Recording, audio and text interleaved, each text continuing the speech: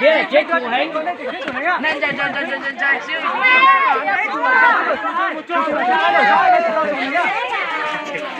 Nào nhau. Nên chạy từ từ sang đầu số 2 rồi.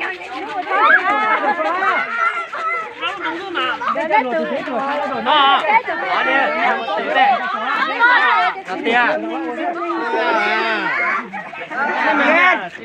Biết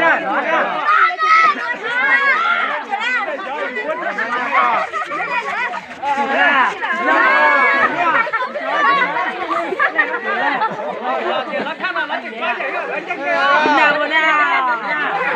Này cháu mà nhông rất là nhông. Sao như thế này? Kèm mà lên.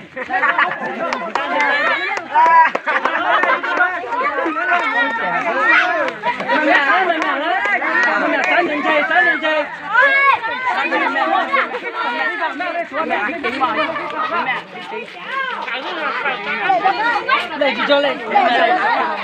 Mẹ nó sao nhìn thấy nó này chắc không á. Nó chơi sao nhìn thấy nó. Mẹ nó.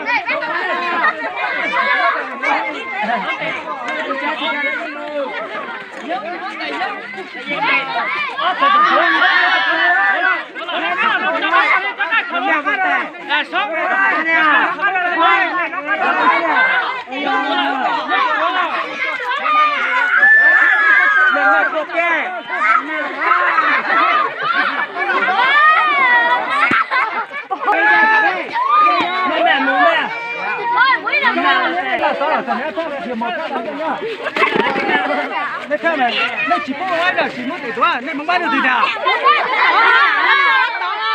Chị này qua đây phải ra đi lùi lỏng bên để tỏ nên chỉ có không quay.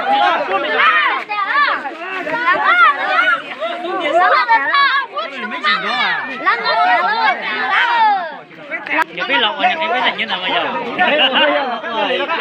Tí tí nữa là.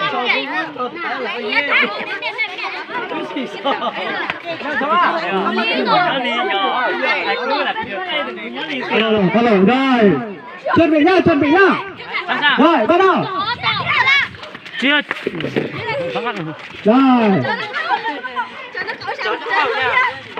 Rồi, tiếp tục rồi. Thấp to. Ra cho một sầu kế là. Á tụ to một sầu kế, á tụ nửa số ban, một sầu kế là. Rồi, đây thế đi nha. Kia là hon đi một. Hon một gì hả?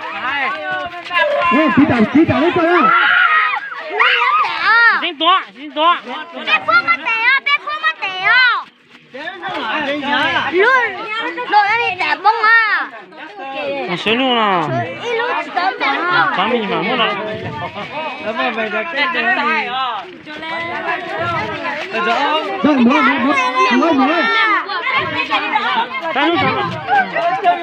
Rồi, Rồi, nó thay mình luôn đó.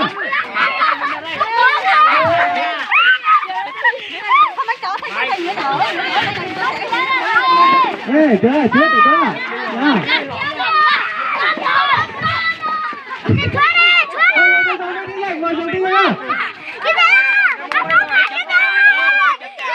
Chơi luôn trả.